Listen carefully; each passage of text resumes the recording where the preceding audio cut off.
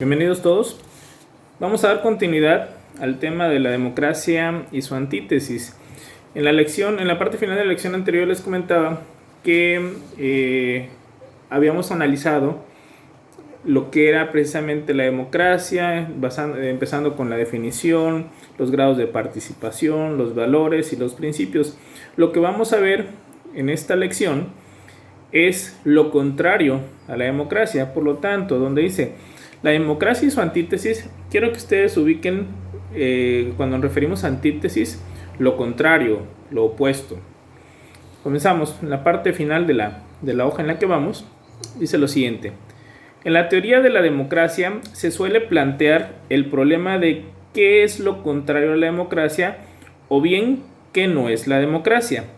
Entre las figuras que suelen contraponer a la democracia tenemos, y aquí viene el listado de las figuras que vamos a analizar, que son lo opuesto a la democracia. Comienza con la monarquía, el despotismo, la tiranía, la autocracia, la oligarquía, la dictadura, el autoritarismo y el totalitarismo.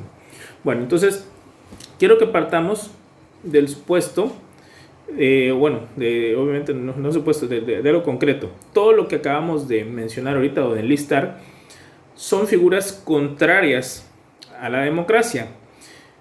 ¿Basado en qué? Recuerden que la democracia es cuando el pueblo se autogobierna respetando derechos humanos y respetando valores como la libertad, igualdad, tolerancia que vimos anteriormente. Entonces, las figuras que vamos a analizar a continuación se van a contraponer a la democracia en base a que o no gobierna todo el pueblo o no se respetan estos valores y estos principios que ya analizamos de la democracia. Vamos a ir analizando cada una de estas figuras. Las primeras, que van a ser monarquía, despotismo, tiranía y autocracia, son bastante parecidas.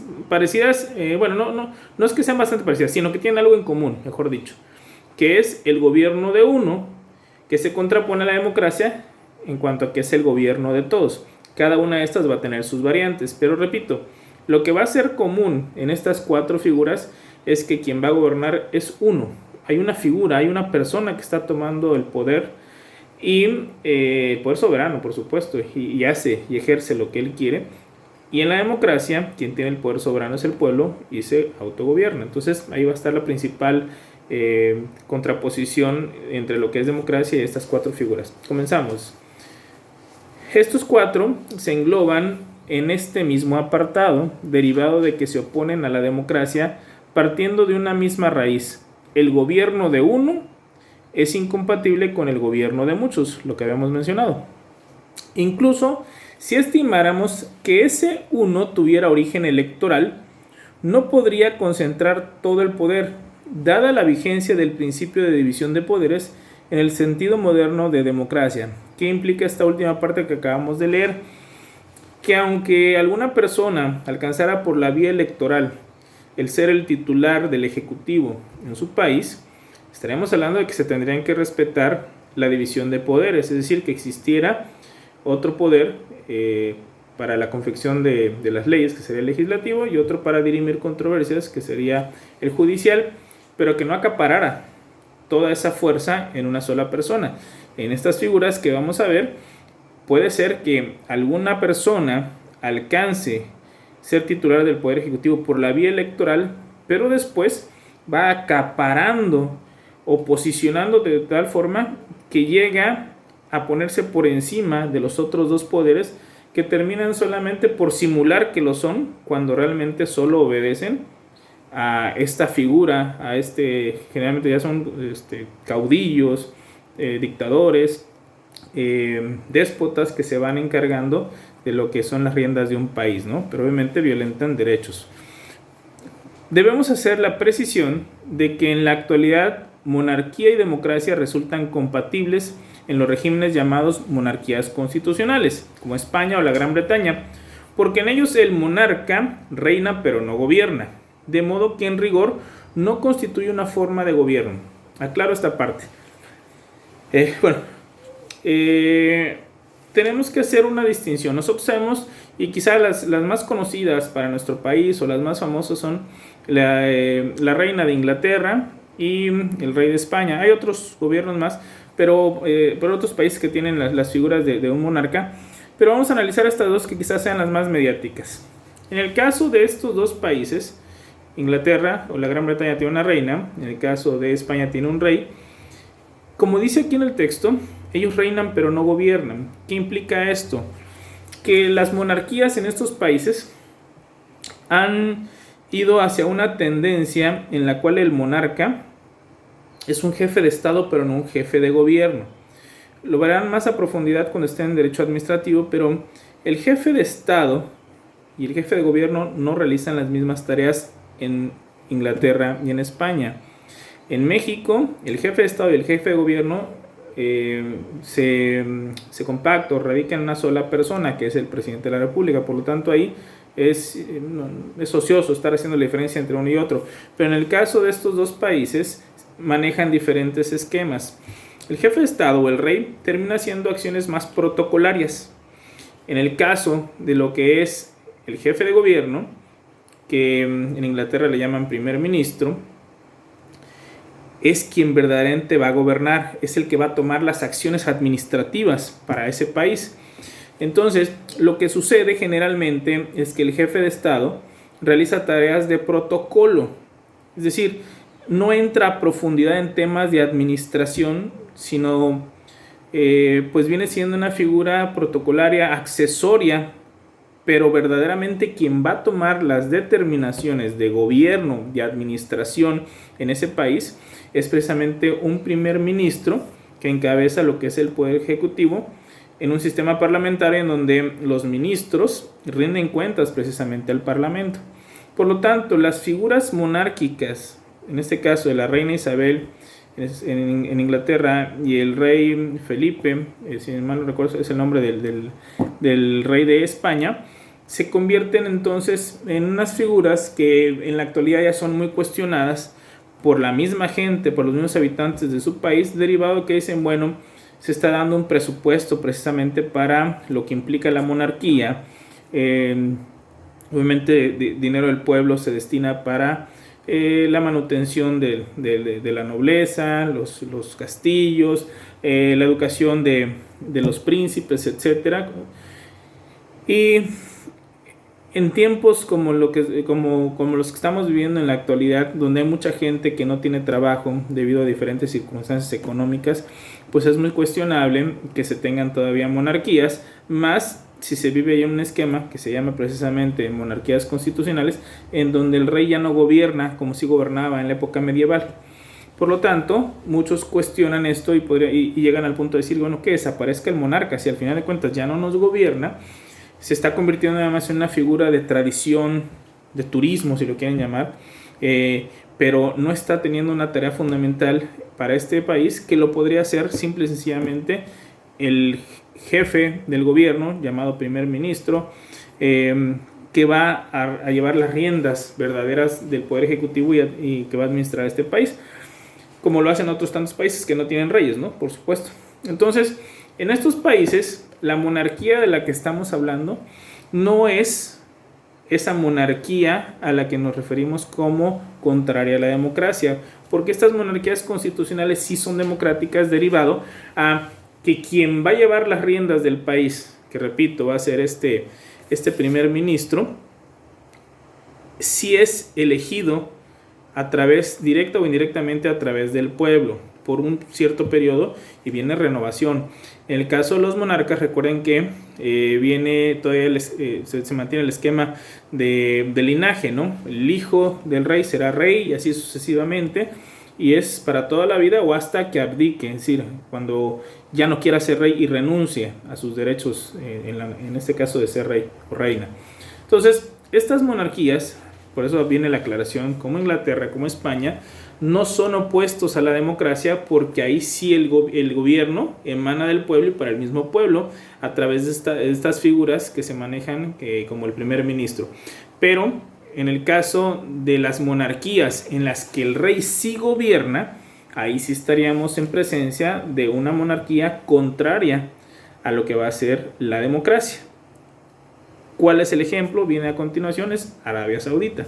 Leo: La monarquía que no es democracia es aquella donde el poder se transmite por herencia y el monarca efectivamente gobierna, y esta es la parte clave. Aquí sí gobierna, en las anteriores no gobernaba, como acontece en Arabia Saudita. Bueno, si ustedes ven algunas o investigan un poquito el tema de Arabia Saudita, se van a dar cuenta que es un país, de entrada es un país adinerado, rico, porque pues tienen el tema del petróleo, y por lo tanto es un país que pues tiene abundantes recursos.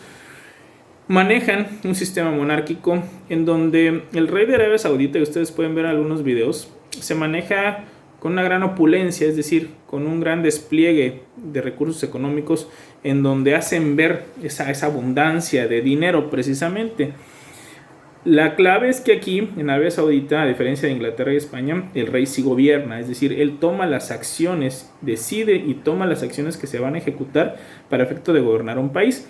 Hay diferentes situaciones muy criticables dentro de Arabia Saudita, al grado de que Arabia Saudita es uno de los principales países en donde la libertad de expresión, dicho por los periodistas, ¿no? La libertad de expresión no se respeta.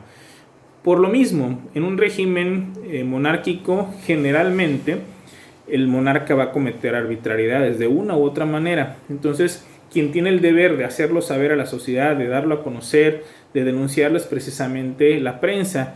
Y pues un monarca que gobierna, bueno, cualquier persona que gobierna difícilmente le va a gustar que le hagan ver sus errores, pero los monarcas generalmente han tenido este aro este esquema de vanidad, ¿no? Donde dices, yo soy el que gobierna para mi pueblo, porque mi pueblo lo necesita, etc. Y esa vanidad va siendo cada vez mayor, al grado de que difícilmente van a aceptar críticas, y desafortunadamente en Arabia Saudita se han denunciado hechos de persecución precisamente respecto a la libertad de expresión, encaminada a señalar, y pues hay incluso atentados contra los derechos humanos de diferentes periodistas, ¿no? Hablan ahí de cuestiones incluso más graves, ¿no? Pero al final del día, ahí quien lleva las riendas es precisamente el rey. Repito, si ustedes ven las imágenes del rey de Arabia Saudita, pues se ve esa opulencia, ¿no? Él gobierna, él manda, y su sucesor será el próximo rey y gobernante, por supuesto, de Arabia Saudita. Ahí no estamos hablando de un tema de que habrán elecciones para elegir al próximo gobernante. Entonces, esa sí es una monarquía que implica ser contraria a la democracia, porque es el gobierno de una persona, y la democracia es el gobierno de muchos, es decir, de todo el pueblo. Ahora, quiero hacer una reflexión sobre el tema de la monarquía. Todas las monarquías que han pasado a lo largo de la historia de la humanidad y que se han gobernado, para distinguirlas de las monarquías constitucionales, no necesariamente significa que hayan sido malas. Sí serán contrarias a la democracia, porque en una monarquía va a gobernar una persona y en la democracia gobiernan todos. Sin embargo, esto no es contrario a que a lo largo de la historia en diferentes países hayan existido buenos reyes. Es decir, que haya existido un rey con tal prudencia, con tal sentido de lo que es la vida pública, con tal amor por su pueblo, que haya gobernado muy bien y que haya dado muy buenos resultados para su pueblo en el tiempo que estuvo como rey, es decir, el tiempo que vivió. Por eso, quiero que entendamos que hablar de monarquía no significa forzosamente hablar de que sea un mal gobierno, que atente contra su pueblo, que lo perjudique, no. Hubieron a lo largo de la historia varios reyes que tuvieron ese reconocimiento y amor por su pueblo, y que quedaron en la historia como los grandes reyes ahora sí que de sus diferentes pueblos, ¿no? Nosotros hemos escuchado hablar, como todo gobernante va a tener por supuesto sus cuestiones criticables, sus errores, etcétera, y eso aún las democracias lo tienen con sus representantes. Pero si nosotros volteamos hacia la historia, vamos a escuchar que en diferentes lugares del mundo hubieron reyes que fueron muy aplaudidos y queridos precisamente por su pueblo. Si nos vamos a temas bíblicos, el rey David es uno de los reyes que pues, quizá el más emblemático y querido precisamente por el pueblo judío, el pueblo de Israel. El rey Carlos V, etcétera. Hemos podido escuchar ahí que era muy querido también por su pueblo. Y bueno, diferentes monarcas a lo largo de la historia, ¿no? Que como todo cometieron errores, sí, pero eso pasa también en las democracias, que el representante del pueblo cometa algunos errores, ¿no? Entonces, las monarquías, repito, son contrarias por el tema de quién o cuántos gobiernan, que aquí es uno y en la democracia son muchos. Aclarando de que no toda monarquía a lo largo de la historia fue mala o que haya atentado contra su pueblo.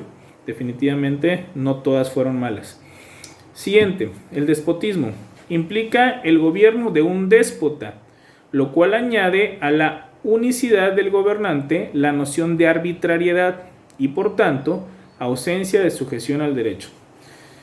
Este término se ha utilizado cada vez menos, generalmente para cuando hablamos de un gobernante que atenta contra su pueblo.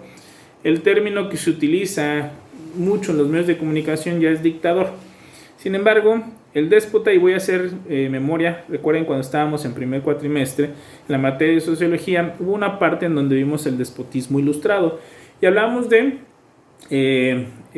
los gobernantes, reyes obviamente, monarcas, que llegaron a un punto en donde consideraban que era necesario brindarle educación a su pueblo.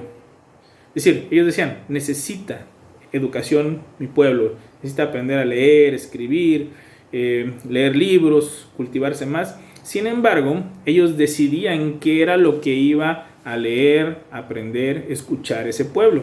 Es decir, lo trataban como un menor de edad. Por lo tanto, cometían arbitrariedades. Es decir, si tienes un pueblo, el pueblo realmente no es un menor de edad. El pueblo piensa, el pueblo siente. Sin embargo, los utilizaban los trataban como si no tuvieran la capacidad suficiente de que el pueblo experimentara o decidiera lo que era mejor para sí, porque precisamente estaba la figura de este déspota. Entonces el déspota cometía arbitrariedades. En el caso del despotismo ilustrado dijimos que buscaba darle educación a su pueblo, pero la que el monarca quería, no la que el pueblo quería o necesitaba en su momento. Entonces, el déspota, al final de cuentas, sí es una persona y por lo tanto se contrapone a la democracia, pero tiene esta peculiaridad, ¿no? Es arbitrario, pasa por encima de lo que quiere el pueblo. Obviamente se están violando algunas garantías ahí, por supuesto, principalmente el tema de la libertad, y pues en esto se basa que se contrapone precisamente a la democracia. Una persona tomando las decisiones, en algunos casos, repito, como el despotismo ilustrado, creían que hacían lo correcto, o lo decían, o lo simulaban. A fin de cuentas solo ellos saben la verdadera intención que tenían, pero no se tomaba en cuenta al pueblo, precisamente para que el pueblo opinara o decidiera sobre qué era lo mejor para ellos en este tema, ¿no? El tema de lo que iban a leer, lo que iban a escuchar y por supuesto en las acciones de gobierno, que eran las cosas más importantes, ¿no? Siguiente, la tiranía. En su uso contemporáneo, supone que una voluntad unitaria o colectiva se impone al pueblo sin respeto a la ley y actúa específica y sistemáticamente contra una parte de este. Ahí, independientemente del rigor del titular del gobierno y el número de quienes ejercen el poder, este no es democrático por violar derechos humanos. Bueno, el tema de la tiranía es una situación en la cual hay un gobernante, es decir, hay una sola persona que toma las decisiones en ese estado, en ese país, pero lo grave de la tiranía es que este gobernante termina por atentar contra los derechos humanos de un sector de su población. Generalmente el tirano tiene a un grupo de aliados, a un grupo de cómplices, si lo quieren llamar así, porque obviamente quien mira que se están violentando derechos humanos y no dice nada, pues se vuelve cómplice de quien los está violentando. Y la forma de que se vuelva cómplice generalmente el tirano es dándoles privilegios a estos grupos de aliados, ¿no? Entonces, en la tiranía, el tirano atenta contra los derechos humanos de un sector de la población, no contra todos, porque obviamente necesita gente aliada a él para que él se pueda sostener en el cargo, pero generalmente golpean mucho a un sector poblacional que por lo general no va a ser la parte alta de la sociedad, es decir, los privilegiados serán los que están cerca de él, que generalmente se convierten en aduladores, cómplices, repito, en este esquema de gobierno en la que él manda y dispone en el país y atenta precisamente contra los derechos de un sector de la población. Bueno, el tema de la tiranía, pues como ejemplo de tiranos, bueno, en el caso del despotismo, perdón, no di un ejemplo ahí, podría ser Catalina la Grande, Federico el Grande de Prusia, Catalina la Grande en Inglaterra en su momento, los vimos en sociología. En el caso de la tiranía, pues nosotros hemos escuchado hablar de Calígula, por ejemplo, con los romanos. Ustedes lo llevaron en derecho romano 1 o 2, no recuerdo bien cuándo, en qué momento se ve esta figura. Está Calígula, podemos ver a Nerón, que son tiranos, ¿no?, que atentan contra su propio pueblo. Recuerden que Nerón incluso mandó a matar a una gran cantidad de cristianos, que el hecho de que fueran cristianos no implicaba que dejaran de ser romanos, es decir, era su propio pueblo, pero por profesar esta creencia, pues los mandó a matar con temas aberrantes, ¿no?, de que los convertían incluso en antorchas humanas, prácticamente les prendían fuego para que todos los demás vieran lo que a juicio de Nerón no se debía hacer. Y pues aquella parte famosa de la historia en donde manda a quemar precisamente lo que son las orillas de Roma, ¿no? Bueno, entonces esa es la tiranía. La autocracia. La autocracia es una variante de las anteriores que se caracteriza por la autoinvestidura del poder. No reconoce su origen en la voluntad popular, sino en la del autócrata que gobierna por sí y para sí. En la autocracia también hay una sola figura, una sola persona gobernando, llevando las riendas de la administración de un país. La clave del autócrata, o lo que distingue al autócrata, es que hagan de cuenta que está como en una especie de burbuja, en donde esa burbuja le impide, porque no ve, porque no quiere ver la realidad que está a su alrededor, y gobierna por sí y para sí, es decir, gobierna con sus ideas, pero pensando prácticamente solamente en su propia realidad, no en la realidad que está viviendo el pueblo. Y por lo tanto, las decisiones que se van a tomar ahí generalmente no son buenas. ¿Por qué? Porque este gobernante pues siempre tendrá los privilegios o unos privilegios que el pueblo no tendrá. Entonces hagan de cuenta que es relativamente ciego a lo que está pasando alrededor y pues se vuelve caprichoso, se vuelve ausente de lo que está pasando con su pueblo. Por ejemplo, haciendo un poquito de referencia aquí, la autocracia con el autismo. Recuerden que el autismo es una enfermedad donde nosotros podemos ver que la persona que sufre de autismo aparentemente, bueno, no aparentemente, o sea, nosotros lo logramos percibir con las personas que sufren este padecimiento, que están inmersos en su mundo y pareciera que estuvieran desconectados con lo que pasa alrededor. No es del todo, pero al final de cuentas esa es la percepción que nosotros tenemos de lo que es la enfermedad del autismo. Bueno, pues el autócrata, hagan de cuenta que tuviera precisamente ese autismo para gobernar, como que se desconectara de la realidad que tiene a su alrededor, que vive su pueblo, y él vive su propia historia, su propia forma de ver la vida y gobierna en base a eso, no en base a lo que el pueblo está necesitando. Uno de los autócratas que se ha considerado así de los más reconocidos o famosos de la historia es precisamente el último de los zares. El último de los zares en Rusia, que al final del día, en base a este gobierno autócrata ausente de lo que pasaba en su entorno y una serie de factores más, le termina por estallar precisamente la Revolución Rusa, ¿no?, encabezada por Lenin. Pero al final del día, a lo que voy es que esa ausencia, esa falta de percepción de lo que estaba pasando en su entorno, en su pueblo, lo llevó precisamente a la incapacidad de poder ser un buen gobernante y propició que el pueblo, molesto, fastidiado de un sistema medieval todavía que se vivía en aquella época en Rusia, pues encabezado por Lenin y con las teorías de Marx y de Engels, pues generan la Revolución Rusa y terminan por matar al zar y a toda su familia. Entonces, derivado de esto, podemos ver que el autócrata se encierra en sí mismo, como repito, una especie de burbuja que no ve lo que le está pasando a su pueblo y, por supuesto, como él toma las decisiones, generalmente son decisiones contrarias a lo que necesita precisamente su pueblo. Y la oligarquía, en esta el concepto alude a la dominación de los más por los menos y al desequilibrio de su actuación gobernante a favor de sí mismos. Hay quienes sostienen a la luz de la experiencia práctica que todo gobierno es oligárquico, porque la regla general es que una minoría manda y una mayoría obedece. Y usualmente la minoría dominante vive mejor que la mayoría dominada. Nota, en un mismo sistema social pueden coexistir elementos oligárquicos y democráticos. Bueno, ¿cómo entender esto? La oligarquía se va a contraponer, si ya pasamos las 4 figuras que mencionamos primero, que eran monarquía, despotismo, tiranía y autocracia, que se contraponían a la democracia porque eran el gobierno de uno contra el gobierno de muchos. La oligarquía no es el gobierno de uno, es el gobierno de pocos. Repito, la oligarquía es el gobierno de pocos. Ya no es una sola persona, pero no son todos, no es todo el pueblo.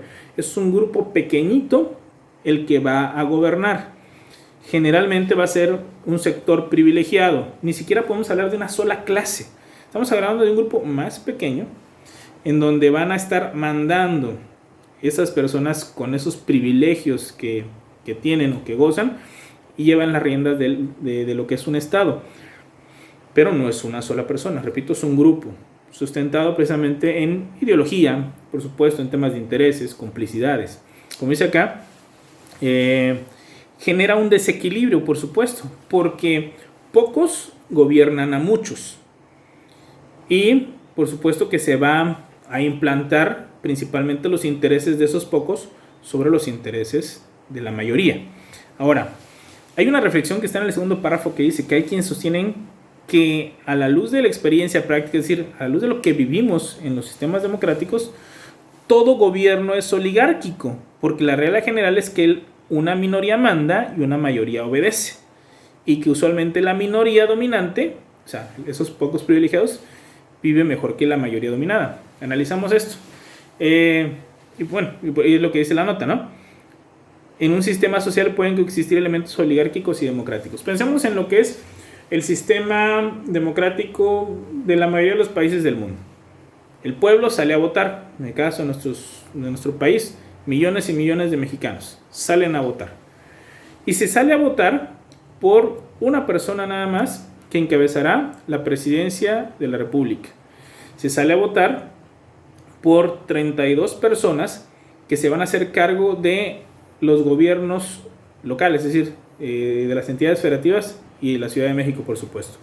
Salimos a votar por X cantidad de ayuntamientos, en donde vamos a encontrar, va a ir variando, ¿no? de estado en estado, 505 municipios, 124 municipios, 5 municipios, 17 municipios, dependiendo del estado, pero al final de cuentas, somos 125 aproximadamente millones de mexicanos. Entre un presidente, los 500 legisladores de la Cámara Baja, más los senadores, más los gobernadores, más los diputados locales, entre todas esas personas no estaríamos llegando ni siquiera, bueno, y vamos a pensar también en los ministros de la Suprema Corte de Justicia de la Nación, los que encabezan los poderes precisamente de un país, en cada una de las entidades y por supuesto a nivel federal, no sumarían en total, me refiero a los que llevan las riendas de esos poderes, no a los que están o que trabajan para el Poder Judicial o trabajan para el Legislativo como secretarios, no, los que llevan las riendas, la toma de decisiones. Entre esas personas no se llegaría ni al 1,000,000 de personas.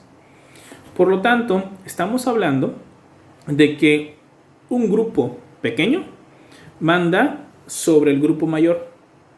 Por lo tanto, ahí estamos en presencia de una oligarquía. Porque aunque los elegimos democráticamente, aunque se convierten en nuestros representantes a través del voto directo o de forma indirecta, son electos, son pocos a comparación de la cantidad de mexicanos que somos los que están tomando las decisiones a nombre del pueblo. Y es precisamente lo que podríamos, o la reflexión lo que dicen que esto es una oligarquía. Ahora, el sistema así funciona, porque recuerden que desafortunadamente no podemos estar en una asamblea directa todo el tiempo para que nosotros tomemos las decisiones como sería lo idóneo, por así llamarlo. Entonces estos representantes toman las decisiones a nombre del pueblo, pero efectivamente, por un tema de volumen de personas, pues son pocos los que gobiernan a muchos. Pero viene la otra parte, que nos dice también que estos pocos generalmente viven mejor que la mayoría. Y si nosotros analizamos a la clase política de nuestro país y de los diferentes países, vamos a ver que efectivamente los salarios que ganan son mucho mejores que la media del salario que se gana en cualquier país, no solo en México. Los privilegios que tienen, este gobierno ha quitado varios. Generalmente habían temas de telefonía, de asesores, de viajes, seguros particulares pagados, etcétera. Este gobierno ha quitado muchísimo eso, pero aún así nosotros seguimos teniendo esa percepción que el que está en la clase política, este grupo reducido de personas que mandan y que viven en el país, vive mejor que el resto de la población. Entonces, a eso se refiere este tema de que en cualquier sistema democrático la oligarquía está presente, porque son pocos los que gobiernan. Ahora, claro, estos pocos no son eternos, periódicamente van cambiando. En algunos casos, en otros, nada más cambian de cargo y se mantienen durante mucho tiempo, pero al final de cuentas es un grupo reducido. Y la parte del final es que hace esa reflexión. Bueno, en el sistema democrático, pues vamos a ver figuras, ambas figuras, ¿no? Democráticas y oligárquicas conviviendo para efecto de darle precisamente sentido a lo que es una democracia representativa. Bueno, quedamos hasta ahí. Cualquier cosa o duda, ya saben, me pueden preguntar en lo que es el chat. Que pasen muy buen día.